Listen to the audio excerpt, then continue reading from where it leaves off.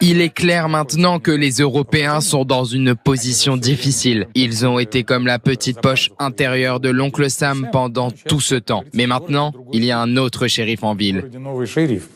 Et le nouveau shérif dit, les gars, je ferai tout, mais vous paierez pour ça.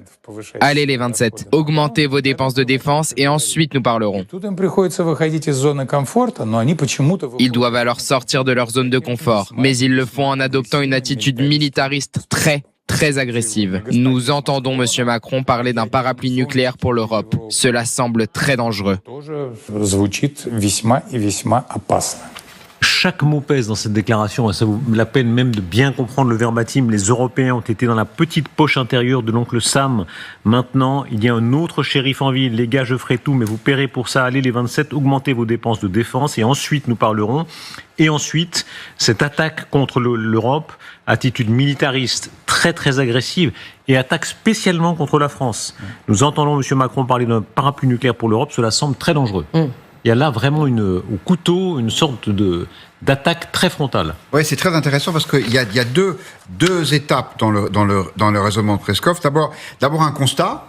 Effectivement, comme dit le vrai mage du Kremlin, Surkov dans son interview à l'Express, avant les Européens avaient un protecteur et pas d'ennemis, et ils se réveillent un beau matin, ils ont un ennemi et pas de protecteur. Et effectivement, ça commence à faire beaucoup, et ça commence à être inquiétant. Et autant Peskov se réjouit de cette première partie, mais après, il dit mais les Européens réagissent pas comme ce qu'on pensait qu'ils allaient faire, c'est-à-dire que ils sont pas en train de devenir pacifistes, non, ils se réarment, ils veulent être offensifs, et surtout, parce que je pense qu'il a ça en tête, ils veulent mettre des troupes à eux en Ukraine pour garantir le cessez-le-feu et donc empêcher les Russes d'aller plus loin. Et je pense que c'est ça ce qu'il a vraiment en tête. C'est d'essayer de dire aux Européens, n'essayez pas de de déployer des troupes en Ukraine parce que nous ne l'accepterons pas. Il y a une jubilation dans cette séquence, je ne sais pas si ça vous frappe, on sent Peskov là jubile, il y a quelque sorte comme une jouissance. Oui, il y a une jubilation, il y a de l'ironie, il y a une jubilation parce que le ton est complètement changé vis-à-vis de la France. Et parce que avant, comme disait Michel Goya, c'était le dialogue qui était de mise.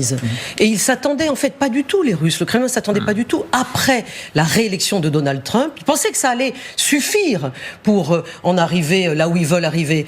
Et subitement, ils voient que du côté de Macron et également de la Grande-Bretagne, il naît une coalition, il naît un discours différent qu'ils qualifient de belliqueux. Effectivement, nous sommes à leurs yeux des va-t-en-guerre. Ce côté, vous êtes seuls. Ils regardent vraiment les Européens en leur disant « Ah, vous êtes seuls ». Et ça résonne évidemment. On peut penser que c'est une menace en disant « On ne s'intéresse pas à vous ». Là où ça fait mal. Hein. Oui.